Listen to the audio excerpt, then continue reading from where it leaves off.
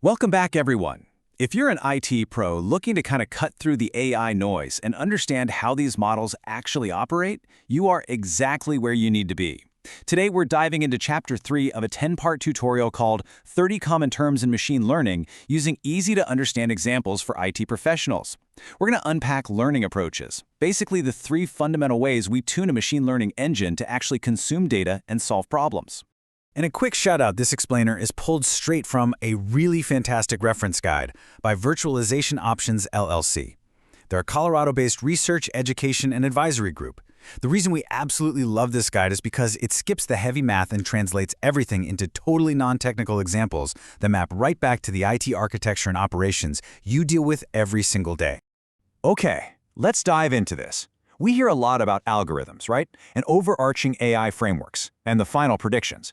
But there is this massive core question sitting right in the middle of it all. How does a model actually learn? Like, what kind of data does it need to consume to go from a blank slate to a highly intelligent system making calls on your network? Well, it literally all comes down to three distinct learning paradigms. Tool number 1, supervised learning, providing the answers up front. So this is for sure the most common approach you're going to see in enterprise environments today. By definition, supervised learning is a process where the model learns by looking at labeled data. What that means is, for every single training example you feed into the system, you're giving it the input and the explicitly correct output, the label.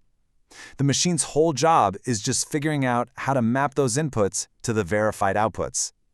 You're basically holding its hand, saying, hey, when you see X, the answer is always Y. And this brilliantly illustrates the concept. Think about hiring a brand new junior analyst for the help desk. You don't just throw them to the wolves, right? Or let them near the production servers unsupervised. No, you have them read through, say, 10,000 past support tickets. Crucially, every single one of those tickets is already tagged by a senior tech as a hardware issue, a software issue, or user error. By reviewing these, the analyst learns the patterns. That's exactly what supervised learning is doing at scale. You provide the answers during training, so it can spot those exact same patterns later on. Now, within supervised learning, there are two main subtypes you really need to know, and it all depends on what you want your output to look like. First up, classification.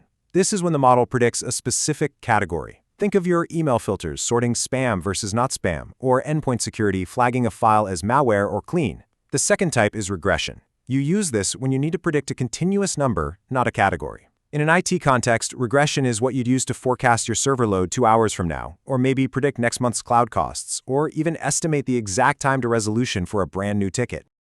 Tool number 2, unsupervised learning, discovering hidden patterns. Because let's face it, in the real world of IT, we don't always have these perfectly labeled datasets just sitting around ready to go.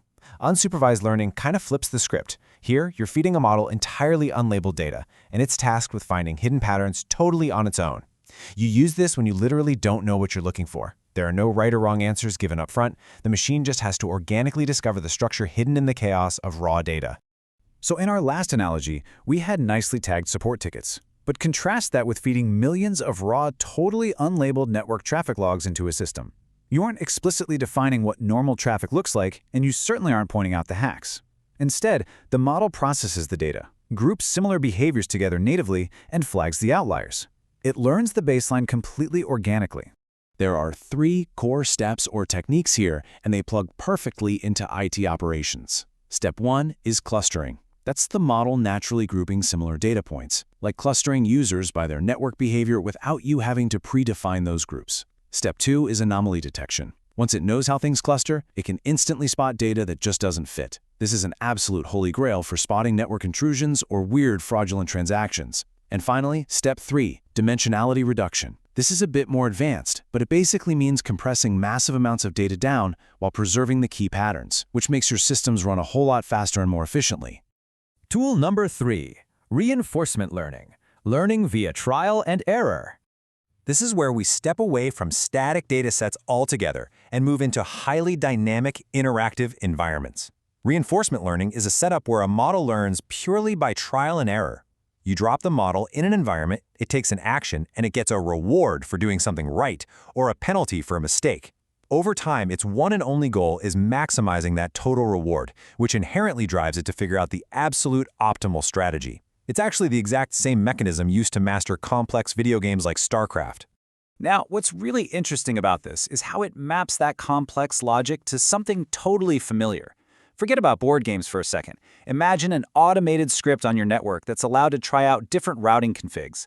If a config lowers latency, boom, the script gets a reward. If it causes packet loss, it gets a penalty. Through just relentless trial and error in a simulated environment, that script eventually writes the perfect, highly optimized playbook for your network routing. And the enterprise applications here are massive. Beyond just network routing, companies are using reinforcement learning for complex resource scheduling, dynamic pricing, and robotic process control.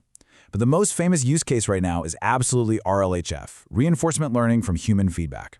This is literally the secret sauce that takes raw, unpredictable text generators and aligns them with human preferences, making models like ChatGPT actually safe and helpful instead of just spitting out random internet text. Choosing the right approach, the IT Pros Toolkit. So the crucial point as we wrap up this chapter is that there isn't no single best algorithm out there. It's really just about choosing the right tool for your specific data. If you have labeled data where the answers are known, you deploy supervised learning for stuff like ticket classification. Got a mountain of unlabeled data? Unsupervised learning is your go-to for discovering hidden anomalies.